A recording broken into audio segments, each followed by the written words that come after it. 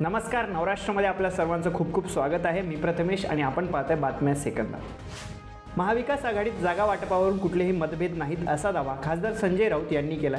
एक दोन जागावरून वाद होईल असं मला वाटत नाही असं देखील त्यांनी म्हटलंय।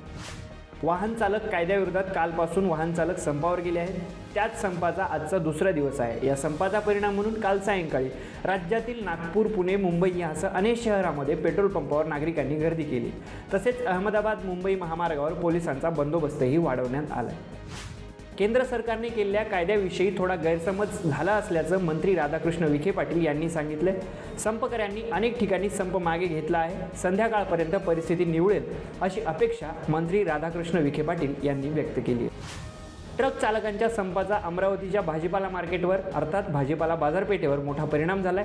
दररोज होणाऱ्या भाजीपाला मालाच्या तुलनेत आज भाजीपाल्याची आवक ही 30% घटली असून बाहेर जिल्ह्यातील भाजीपाला बाजारपेठेत ट्रक आले नसल्याने भाजीपाल्याच्या दरात वाढ झाली आहे। दररोज अमरावती बाजारपेठेत 35 ते 40 ट्रक मधून भाजीपाला आणला जातो।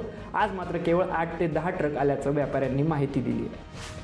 31 डिसेंबरच्या पार्श्वभूमीवर राजधानी दिल्लीत रेकॉर्ड ब्रेक दारूची विक्री झाली आहे। 41 लाख बॉटल राजधानी दिल्लीकरांनी रिचवल्या आहेत। यंदाच्या डिसेंबर महिन्यात 5 कोटी बॉटल विक्री झाल्या असल्याचं देखील समजते। गेल्या वर्षीच्या डिसेंबर महिन्यात 4 कोटी बॉटल विक्री झाल्या होत्या, त्यामध्ये 1 कोटींनी वाढ झाली आहे। अशाच लेटेस्ट अपडेट्ससाठी पाहत राहा नवराष्ट्र।